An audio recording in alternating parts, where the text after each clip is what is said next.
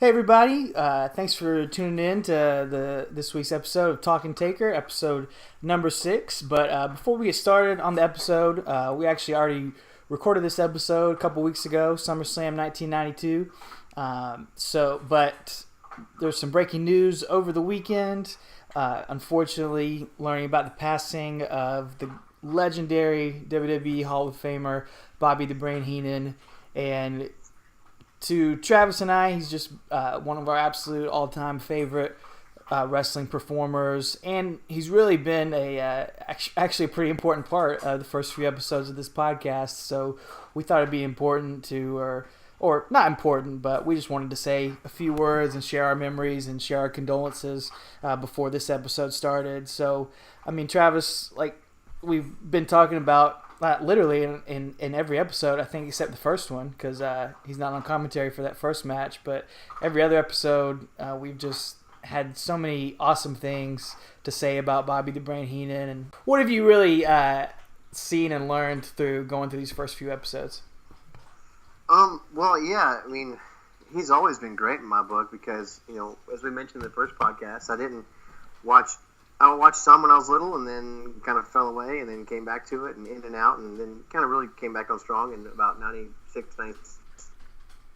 I was full-on WCW guy at that point, so he was in WCW there, and he was great and hilarious then. But, as years went by, I'd go back and watch WWF stuff. And then obviously with the network, we have more accessibility. And so he's just going back and watching some of these classic matches. He's just absolutely, literally had me laughing out loud and rolling on the ground, And it's been really eye-opening and ear-opening going back and doing these Talk and Taker matches. And just like you said, we've commented about his commentary in every single podcast we've done because both of us make notes usually about the same thing, about these stupid little quotes he says or his dumb things or just the way he interacts in improv. You can tell he's just shooting from the hip, and the way he improvs with Gorilla Monsoon and their chemistry and how good it is. And with him passing, it was just really... I don't know. I didn't know the guy, but it kind of hit me hard. And you too. And it's just really sad to know that he's gone, especially because now we've kind of had a resurgence in our love for him. These last few weeks, it's going to take on a different life now as we continue to do these matches and hear him. We're still going to reminisce and point out the hilarious things, but now he's gone, and it's just kind of hard to think about, weird to think about. But I want to mention one thing. He said, WWE put a great thing on their website about, just some classic one-liners he had and stuff, and one of them involves The Undertaker, and so I wanted to bring that one up. And he says, I don't know if this is in a match that we're going to review or not because it doesn't have the matches here, but it says, The Undertaker's going to start a new basketball team. Yeah, it's for guys 6 feet and under. And, that's like a lame dad joke, but, it's so funny. I can just hear him delivering that line. He's got the dramatic pause and he just says it. And, the reaction from Gorilla or Vince, whoever it is he's saying it to, I'm sure it's hilarious. So I want to go find where that's from and we can listen to it. But that's just hilarious. Yeah, I read that one online too. And I didn't remember that one, but that's a great joke, great one-liner. Yeah. One of my favorites. Sorry. Yeah, go ahead. Is and I listened to this last night. I watched his documentary on the network and I remember this quote, but it just, he has so many good things. You don't remember them all, But then he's talking about Stu and Hell and Hart. He says, his name is Bruce, right? What a stupid name. You have 9 months, you come up with Bruce. That's completely, it's not even getting, I don't know. That's just funny, man. I don't even think he's supposed to say that, there's definitely nobody feeding him that line through his headset. And I don't think that he was supposed to be healing on Bruce at that point, but that's just did it. You had 9 months, you come up with Bruce.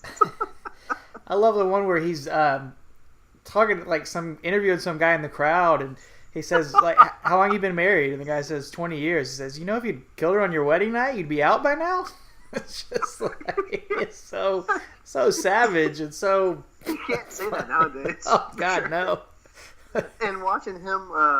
When he had his Bobby Heenan show and he had the 3 large ladies on there, he just ripped them. It was just all fat shaming the whole time. Nowadays, good Lord, no, Amy Schumer would be all over him. Yeah, about that. It's just, but he was so funny and so quick, and that's just, I don't know. You and I always loved improv, and we used to do that kind of stuff, just for fun back in the day, and just hearing him, and now he's just so quick-witted, and everyone on that documentary. The documentary came out, I think, 7 or 8 years ago. Yeah, so, I remember buying the DVD when it first came out. Yeah, I remember watching it with you. It was great, but like even everyone there said, he was so quick, and he could have been he had his own late night talk show. That had nothing to do with wrestling. I really do believe that. He was so funny. I do believe that too. I believe his sense of humor, his comedy, could stand next to a lot of comedic actors and that sort of stuff, and he could have been on par with a lot of them. I retweeted, I can't remember if it was on my account or the Talking Taker account, there's some interview with David Letterman where he talks about watching Bobby Heenan when he was a kid and how funny he was and what a great heel he was. I retweeted on my account at Alex Doriot, there's this newspaper article, I think from Chicago, I don't remember exactly which city, but it's from the 70s when he was with Nick Bockwinkel and Ray Stevens. Yeah. And he's talked about this story in other interviews or something, but he was such a hated heel that literally a guy in the crowd tried to shoot him and sent guns and shot a gun like 5 times towards the ring and hit somebody. And there's this whole write-up in the newspaper about it. I mean, that is being a heel right there. That's legendary status. You talk about improv. I really do. I've thought this a long time before now because obviously, Bobby Heenan's been in real bad health for a long time. We've kind of known this was coming for a long time. It's still going to be sad, but it's been sad to see him in the last few years. Yeah, it is, and I'm glad he's not suffering anymore. But I've just thought about his legacy, and I really do think as a kid, as a 5, 6, 7-year-old kid watching Bobby Heenan, he really molded my sense of humor in a lot of ways. He was like one of the first really, really funny people I saw, and he helped me learn that sort of style of improv comedy, of insult comedy in a lot of ways.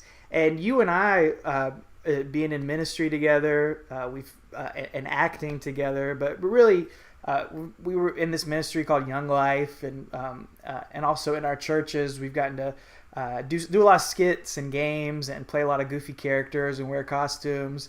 And I honestly do. I think about Bobby Heenan when I try to come up with characters, and I think about Roddy Piper and Jerry the King Lawler. Like those are like 3 comedic characters that I try and am influenced by and think about how they performed when I'm trying to play a bad guy or something like that.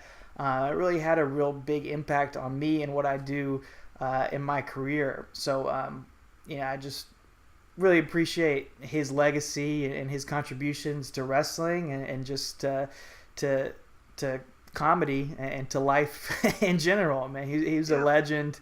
Everybody says he's one of the nicest guys in the business too. Just a great guy to be around and hang out with.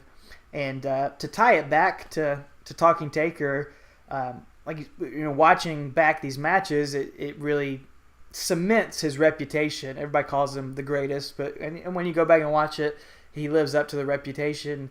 But he has done a huge service to the Undertaker in these matches. He has put him over in incredible ways. He has helped build the mystique and the legacy and the character of the Undertaker. It's not, not to crap on the new guys and the new generation, but sometimes now the commentary we've talked about before, it doesn't take it seriously, or it tries to veer into. It tries to break kayfabe too much, and Bobby Heenan doesn't do that at all, and it really has helped build up this character. Yeah, as hilarious and funny as he is, there's not a lot of quips like that one Undertaker comment I mentioned earlier. We haven't heard it yet, as far as us going through these matches, So I don't know if that comes later or if it's on a Raw or whatever. But he stays pretty serious, He knows when to hit the spots, when to pick the comedy spots, when to be serious, and you're right. He has really solidified the Undertaker and his character, and really put him over. He keeps talking about what's in the urn. Talking about Paul Bear. There's the power of the urn, and I think after every match we keep commenting that he's like, no one's going to stop this guy. Yes. This guy's unbeatable. No one's going to stop him. How are you going to stop the Undertaker? So yeah, he really has. To tie it all back to this podcast we're doing, he really has. Really helped build this Undertaker character, and I don't know if it'd be the same without him, taking it seriously. So, thanks, Bobby Heenan. Yeah, thanks, and it's the combination with Gorilla Monsoon is one of the greatest of all time. Maybe the greatest. Definitely, I'd have to say my favorite of all time. That's not a controversial opinion, but nope. It's what our childhood. We grew up on we Jim did. Ross and Jerry Lawler, for our teenage years and stuff, and they'll always be classic. But even Jerry Lawler said on that DVD, he said, people tell me, me and JR are the best, and I say, no, we're not. It was Gorilla Monsoon and Bobby Heenan, and I think he's right. Yeah. So, absolutely. And luckily for us, we do have, I guess, 5 more matches with Gorilla and Bobby on commentary, including today's episode with SummerSlam 92. So we've got Survivor Series 92, WrestleMania 9, SummerSlam 93, Survivor Series 93, where we still get to enjoy that commentary team. So we'll continue to praise them, and maybe we'll comment on it a little bit more as we get to that final match with Bobby on commentary. But I'm sure he'll be a big part of it. We'll continue to throw some clips in there of his commentary calls to make everybody else laugh and just to celebrate his legacy. But just feel free to share with us your favorite Bobby Heenan memory or favorite comment about The Undertaker or something like that, or just any great Bobby Heenan memories that you've got on our Twitter page. But we're going to jump right into the rest of the episode right now.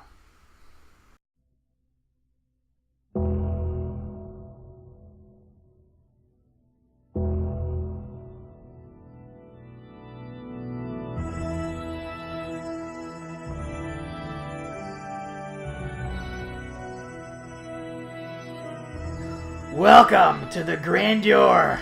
Welcome to the spectacle. Welcome to the pageantry of Talking Taker. I had to try that out. This man inspired me. Oh, yeah. I love how he used to do that at the beginning of pay-per-views. He'd always do, welcome to this, welcome to that, welcome to the Survivor Series, or whatever. Right, before they had pyro and stuff, and now they don't do anything.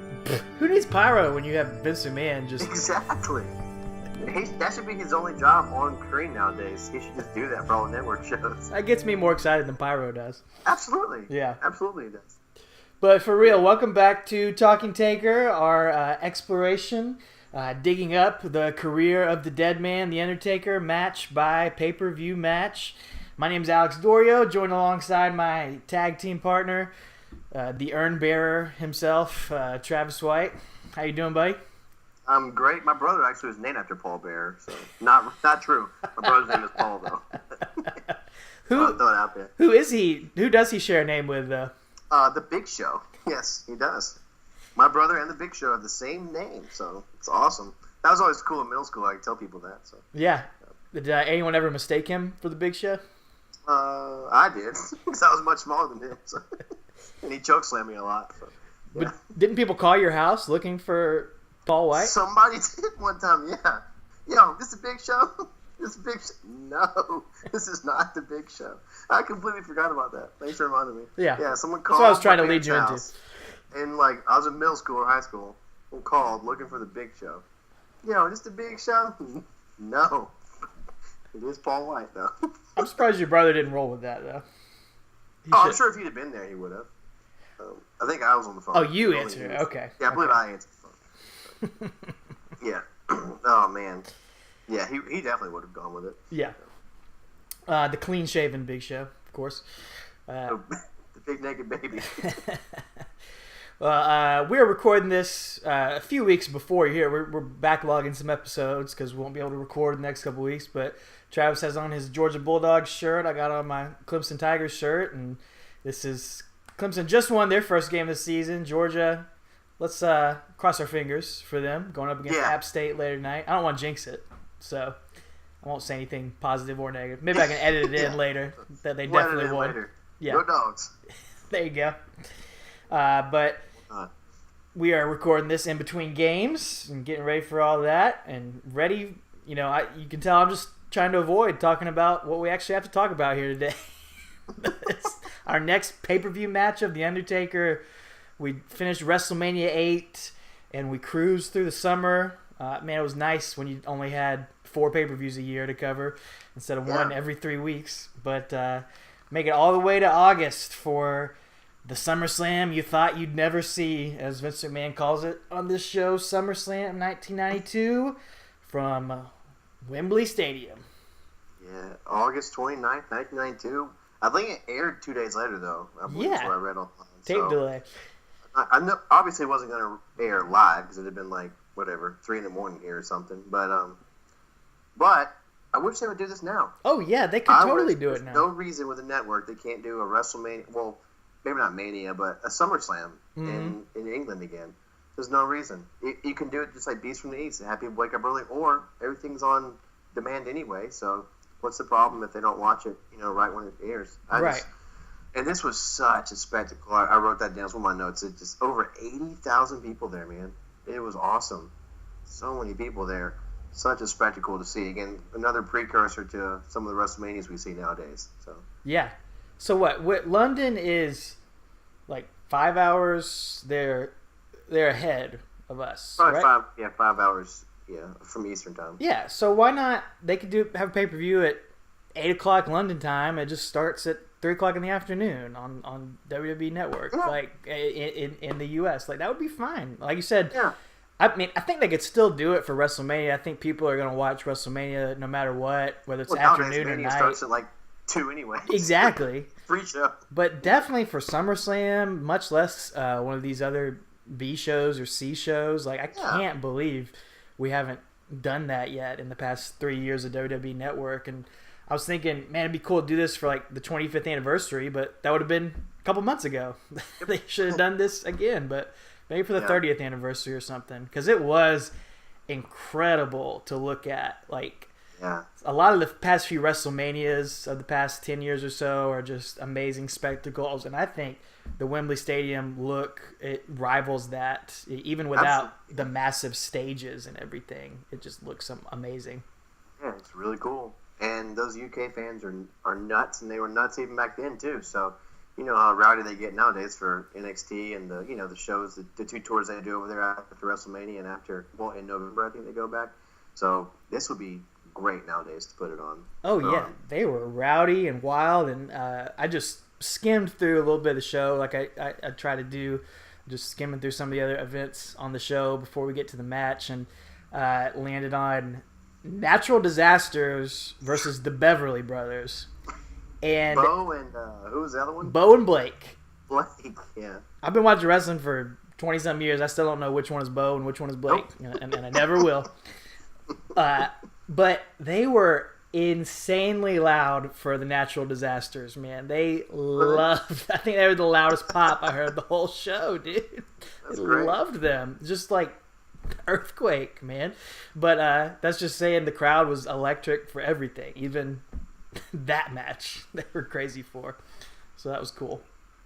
And this match, this Undertaker match is, I wrote down, it's in the come down match, the breather match in between, because the match right prior to this was Randy Savage and Ultimate Warrior, right? WWF Championship match, yep. Yeah, and that was, it ended in some shenanigans, with Flair, and I think Mr. Perfect, right? Right. Out there as well. But, chair shot to the leg and all this stuff, and the crowd was real. But that was a big match. Mm-hmm. And then the main event, of course, is one of the greatest Intercontinental matches of all time. Bret Hart and British Bulldog, and that place just went berserk for that match. But so this match, this Undertaker Kamala match, is on the cool down spot. This is the go to the bathroom, or let's get some energy back and go get some popcorn or whatever. Well, unfortunately, but so Undertaker's gone from beating Jake the Snake at WrestleMania to 6 months later he's wrestling Kamala. He's basically feuding with Harvey Whippleman, former women's champion. Harvey Whippleman, legendary. Well, at this point he wasn't a woman, but future women's champion. Yeah, future women's champion at this point.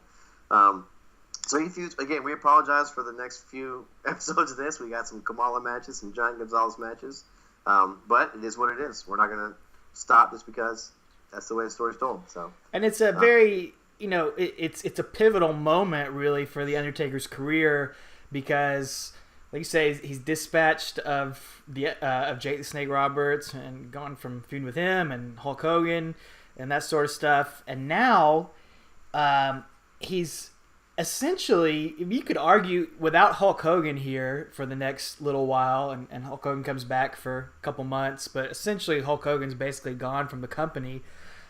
Undertaker is arguably the biggest star in the company. I mean, Bret Hart's the WWF champion, but I mean, you could debate which one of those guys was more over at this point. Yeah.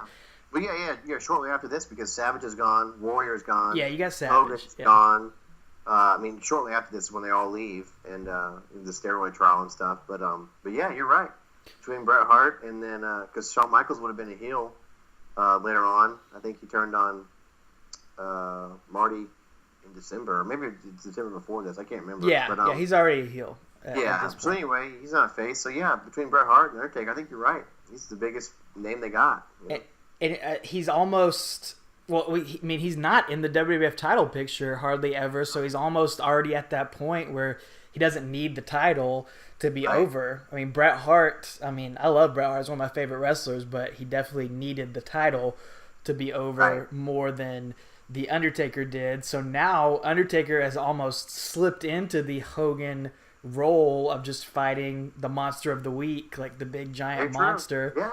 And Undertaker ends up doing that for more or less the next 4 years or so. Like, this feud is the template for so many Undertaker feuds where he's up against a monster who's afraid of caskets and afraid of urns and stuff. And they just cycle this feud out so many times, but this is the first time we see that template for that thing against Kamala, the Ugandan Giant. Yes, very true. And yeah, Harvey Whippleman's out.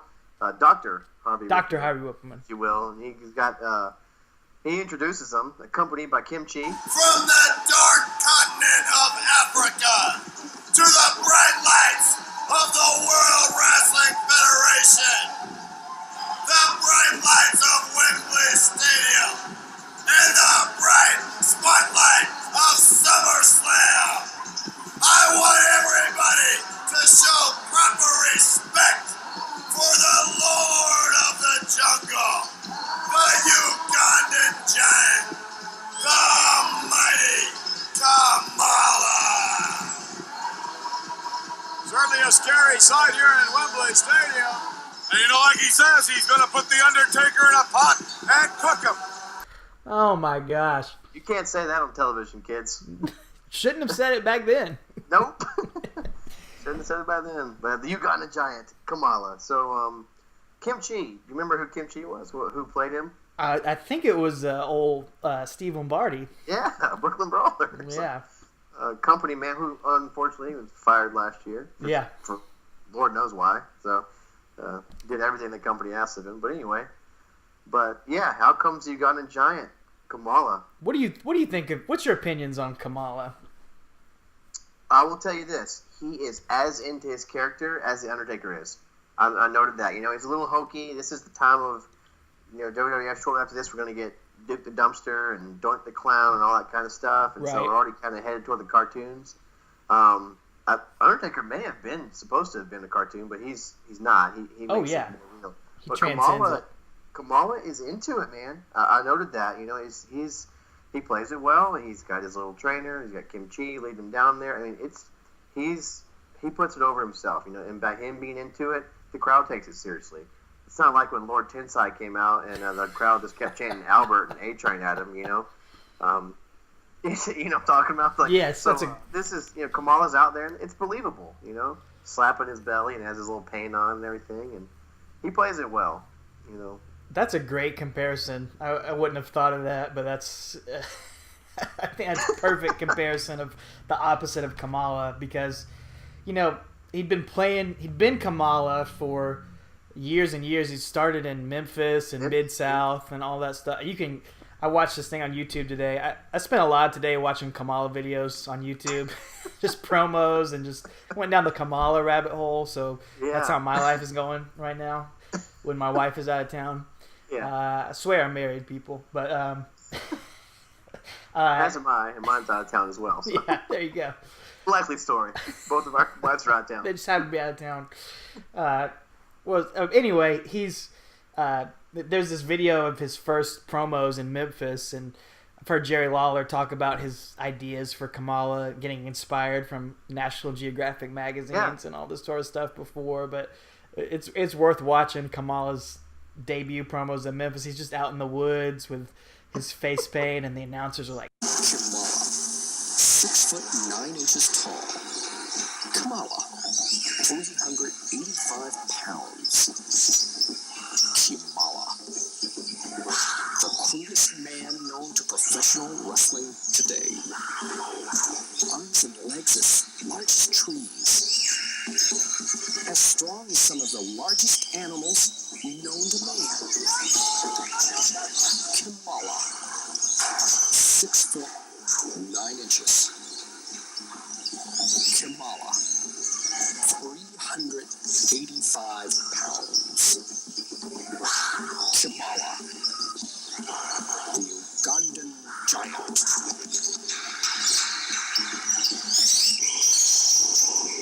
this ridiculous nature video thing. Look, I think that was filmed at Jerry Jarrett's place in Hendersonville. I think he says that. I think I've heard Jerry Lawler say that. So yeah. Which I lived near there for 5 years. It's kind of funny. That's where they filmed at Jerry Jarrett's place. So you know. Yeah, you know. Well, the what I'm trying to say, I guess, in a long-winded way, is that professional wrestling has never been, the most culturally sensitive thing in business in the world. You've got just this guy who's supposed to be this African savage with face paint. Eats people. He eats. He's a cannibal. He doesn't speak. He just moans and cries and whines, and he doesn't know how to wrestle. He doesn't understand humanity and human beings. And it's 1992. Obviously Right. This wouldn't flow in 2017. It probably shouldn't have flowed in 1992. But wrestling is usually at least 5 or 10 years behind, the culture. We still have the WWE champion now is still just like the foreign heel who hates America. It's not quite like Iron Sheik levels bad, right. But it's still, the same. Still fighting the same battles. If you're not American, you hate America, and we're supposed to hate you because you're not American. Right. And Kamala is a different beast than that. No pun intended for him being a beast or anything like that. But yeah, like you said, it's a weird thing. It's just part of wrestling. Not making excuses for it. It is what it is. Yep, and for what it's worth, if you're gonna play an African savage, he does a pretty outstanding job of committing to it and being all in on his character. And at least we can say that about him because he sure as heck can't wrestle. Nope. And this match is, like I said, 3 minutes and 27 seconds, so he didn't have to wrestle very long, which is a good thing. But this is another notable thing about this match is as soon as the gong goes off for Undertaker, that crowd erupts. Oh yeah, I think all 80,000 people probably on their feet, And this is the beginning of Undertaker's really cool walks to the ring, really cool entrances. He comes out here. Not quite a walk. Not quite a walk, at that point. Yeah, right. Paul Bear, poor guy, he has to walk in front of the hearse. Hitch a ride. Holding the urn. Yeah. The old fat guy with too much makeup on has to walk in front. But then Undertaker comes out with a hearse. He's hanging out the back of a hearse. Really cool sight. I wrote just, what a spectacle, Absolutely. Again, really cool sight to see. He's had a lot of great entrances that we'll get to, but this is right up there with the best of them. Yeah. It's awesome. I'm surprised they never redid it or reused it or anything. I was very surprised. It was really cool. Bobby Heenan, again, classic. He goes, "Look at that idiot. The steering wheel's on the wrong side." The guy driving. Oh, he's so good. He's so good. Yeah, that was great. But I will say, go ahead. Go ahead. Heenan and Vince McMahon are both putting Kamala and Taker over as scary and giants and not savages, but not human, not normal. So they did a good job with that. If this is the first time you ever saw them, you'd really be terrified of both of them, even though Undertaker is a baby face at this point. Oh yeah, I mean, we look at Kamala as kind of goofy a little bit now, but like I said, I watched a promo of him with Harvey Whippleman and Kimchi, and it's in the middle of the arena, and he's like intimidating Mean Gene, and he's got his spear and his mask, and there's a girl crying in the front row, like, and she turns to her mom, and she's terrified of Kamala. So, he did his job, and he is a monster here, as insensitive as that is. I mean, that's the role he's playing, and he played it up.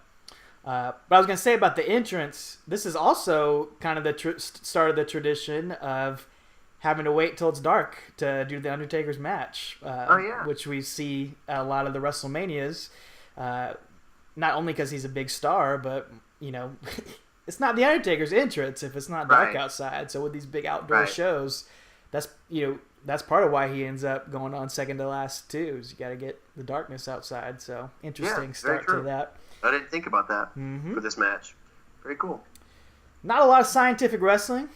Nope. Couple throat chops. Kamala attacks from behind at first and knocks chops Undertaker over and over, and the crowd's going nuts for Taker come back and chopping him, and he goes for old school pretty much immediately. Yeah. What we call old school again, the arm ring and walk the top rope, does that, hits it. Goes for it again, and then Harvey Whippleman, straight in front of the referee, shakes the ropes and gets Undertaker off. Should have been disqualification. Should have been DQ right there, but Kamala pulls him down again. As we mentioned in the previous podcast, you can't go for that move twice in the same match. Nope. You can't. Go into the well one too many times. Kamala pulls him down. But then Undertaker goes outside. I don't forget how they got outside, but anyway, he attacks Kimchi and Whippleman, both outside, and go back inside. And this is what we haven't seen this move yet until right now. The chokeslam. Yes. It is a huge chokeslam. Yes.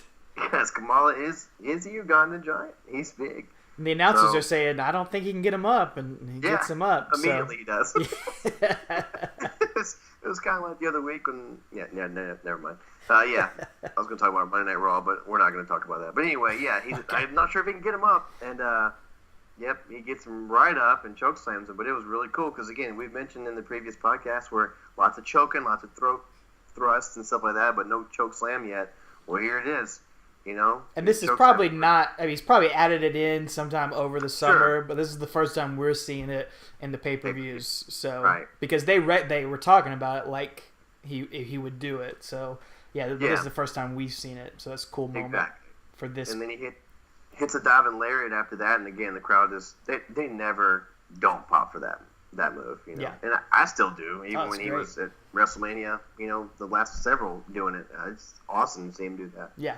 So apparently, chokeslam wasn't his finisher at this point. It wasn't an alternate finisher because he doesn't try to cover him. He just does it and then immediately does a diving lariat after that. So, but then he goes for his neck. I guess he's hitting his 5 moves of doom in a row. He goes for the chokeslam, the lariat, then he goes for tombstone. But then, what's his name? Kimchi interferes. He hits him with his hat. Yeah. Takes off his safari hat and hits him with. But apparently it's a plastic hat, so I guess that's a little bit better than hitting him just with a it's like a trucker bucket hat. Yeah. It's like a helmet, I guess. Yeah, so more of a helmet. But this calls for the DQ. I guess the ref has had enough at this point. Yeah, we've all had enough at this point. Yeah, so Undertaker's got to win here because of disqualification, and the match was very quick. And what transpires after the match probably takes as much time as the match actually does. So Kamala, I kind of love this. Me too. I think someone needs to bring this back.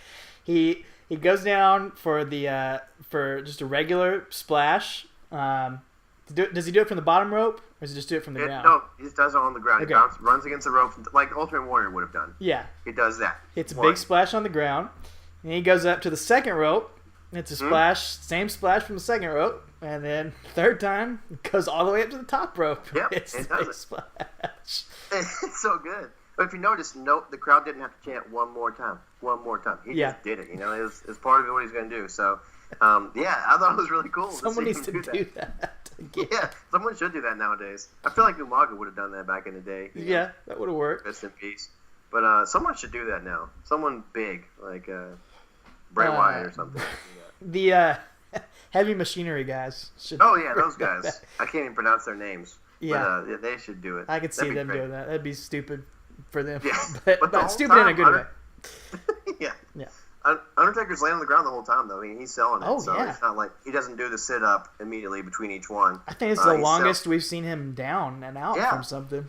So he's doing his part to put over Kamala and how destructive he can be, even though he got DQ'd, and he sells it, but then he does the sit-up after the third, splash and just stares Kamala down, who then begins just running up the aisle, like scared out of his mind. Again, he's playing that, uncultured, savage type. He doesn't understand, humanity. So he's just scared of this, Undertaker, and he just literally runs up the aisle. As Taker basically stalks him, like Michael Myers would have. Yeah. Stalks him up the aisle.